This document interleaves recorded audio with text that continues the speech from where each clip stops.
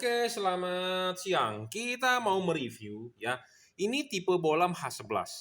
Ya, tipe bolam H11 untuk mobil-mobil yang menggunakan proyektor halogen.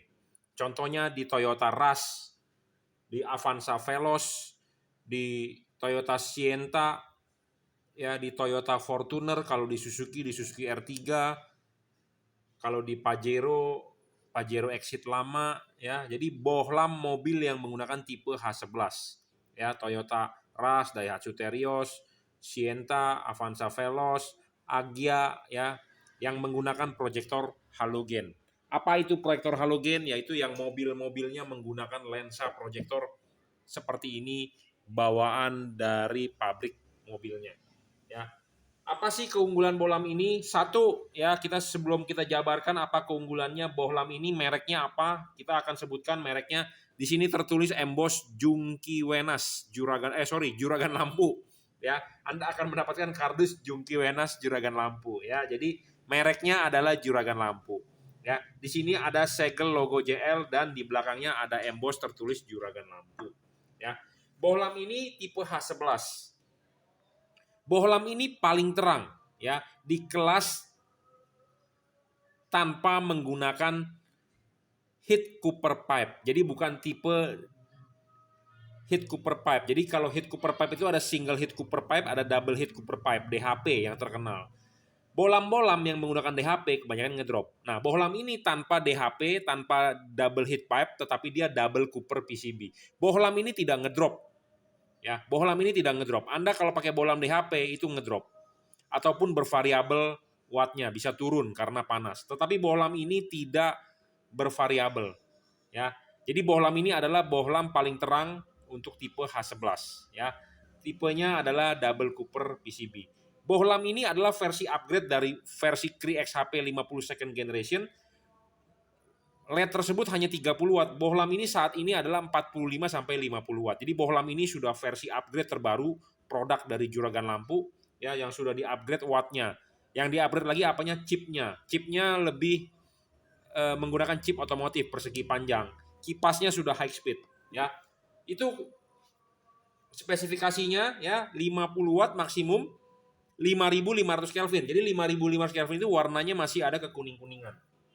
Nah, kita akan coba tunjukkan nyalanya ya. Nah, nyalanya seperti ini. Warnanya kekuning-kuningan ya, putih masih kekuning-kuningan, dan di wattmeter saya terbaca adalah 49 ya. Ya, 49 watt. Jadi 50 watt bohlam ini ya. Bohlam ini 50 watt real ya, kita berbicara fakta. Saya tidak membesar-besarkan, tetapi adalah real 50 watt.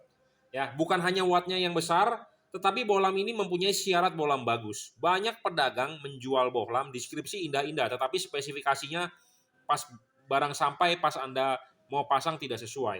Ya, kita mau menjabarkan yang sesuai dengan fakta. Satu, syarat bohlam bagus adalah watt dan luxnya harus besar. Besarnya wattnya bohlam ini adalah 50 watt. Ya, 50 watt. Bohlam ini bisa 5 kali lebih terang daripada halogen standar. Nah, inilah bohlam-bohlam halogen standar di mobil Anda yang tipe H11. Ya. Nah, kita gantikan dengan LED ini tipe H11 50 watt, sedangkan ini 55 watt. Ya. Jadi speknya wattnya hampir berimbang, tetapi terangnya 5 kali daripada halogen standar. Ya.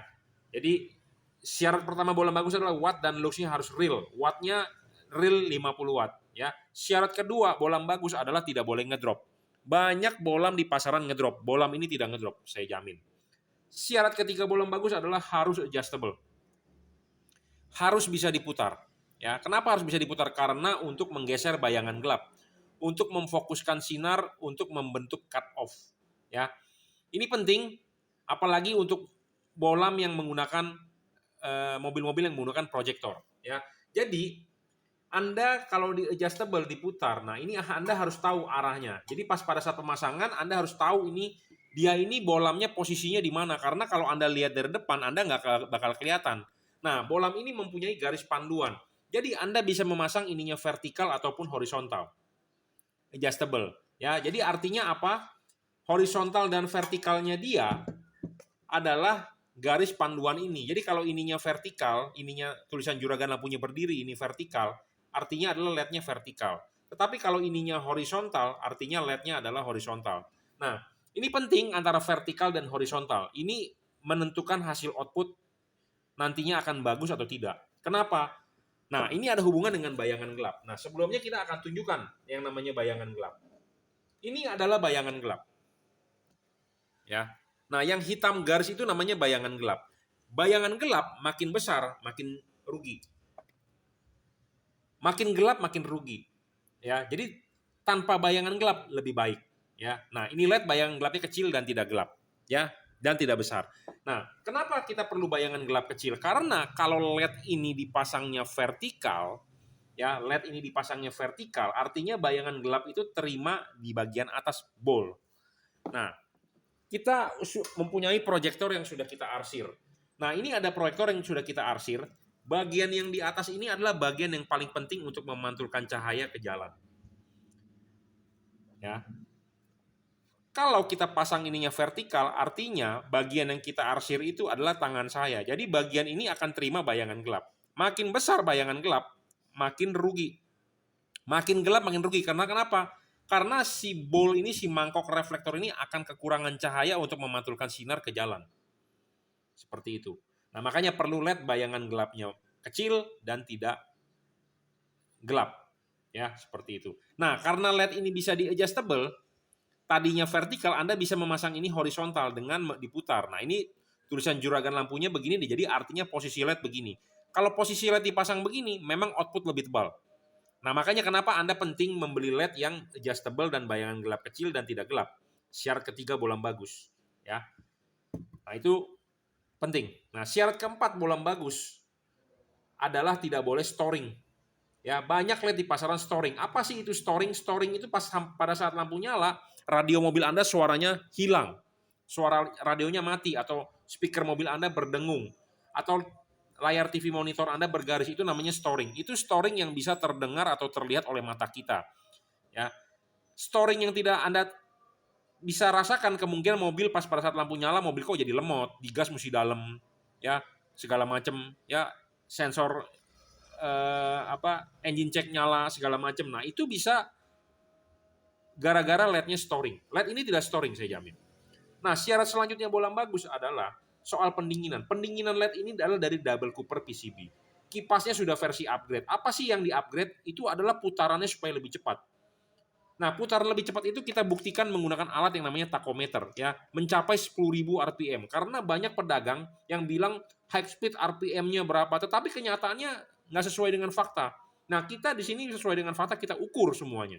Pakai wattmeter, luxmeter, pakai RPM meter untuk mengukur kipasnya dan mengukur temperaturnya LED-nya tidak terlalu overheat. Karena kalau panas itu adalah merugikan. LED jadi cepat putus, umurnya pendek, cahayanya menurun. Seperti itu. Ya, jadi syarat bolam bagus itu penting ya dari LED, bukan hanya dilihat dari mereknya saja, bukan dilihat dari tulisan deskripsi indah-indah. Banyak pedagang online shop menulis deskripsi indah-indah, tetapi kenyataannya tidak sesuai dengan fakta. Ya, di sini kita mau menjabarkan sesuai dengan fakta. Bolam ini sangat cocok untuk mobil-mobil yang menggunakan proyektor halogen tipe H11 seperti Toyota Fortuner, Rush, Terios, Toyota Sienta, ya, Avanza Veloz, Suzuki R3 yang terbaru, Daihatsu Sirion, ya, macam-macam lah mobil yang menggunakan bolam H11 bawaan pabriknya seperti ini. Anda bisa mengganti dengan bolam ini.